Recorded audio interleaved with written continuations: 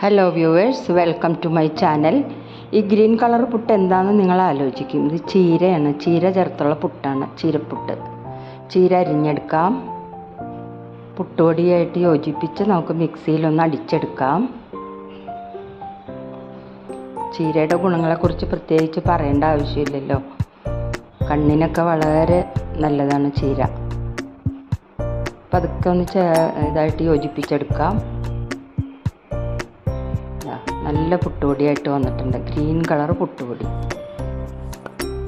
ഇനി അത് നമുക്ക് ചെറിയ ചിരട്ടപ്പുട്ടായിട്ട് ഉണ്ടാക്കാം. ചിരട്ടപ്പുട്ടിൽ നിറയ്ക്കാം. കുക്കറിൻ്റെ മുകളിൽ വെച്ച് റെഡിയാക്കി എടുക്കാം. അതിന് ഗ്രീൻ പീസ് കറിയാണ് ഉണ്ടാക്കുന്നത്.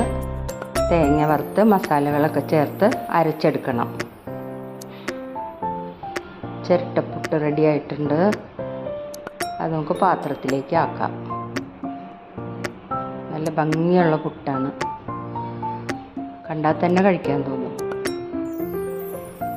കണ്ട ആവി വറക്കുന്ന നല്ല ഗ്രീൻ കളർ ചീരപ്പുട്ട് റെഡിയായി. ഇനി അടുത്തത് നിറയ്ക്കാം. വേണമെങ്കിൽ മുകളിലും കൂടി കുറച്ച് തേങ്ങ ഇട്ട് കൊടുക്കാം, ടേസ്റ്റിന് വേണ്ടിയിട്ട്. അടുപ്പത്ത് വയ്ക്കാം.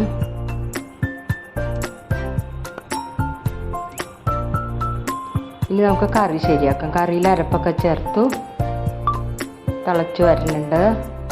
നമുക്ക് കടുവറുത്ത് ഒഴിക്കാം. കടുകും കരിവേപ്പിലയും എല്ലാം ചേർത്ത് കടുവറുത്ത് ഒഴിച്ചു. കറി റെഡിയായി.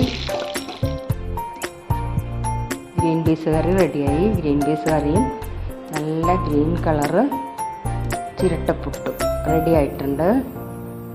എല്ലാവരും ഒന്ന് പരീക്ഷിച്ച് ടേസ്റ്റ് ചെയ്തിട്ട് പറയണം. Thank you.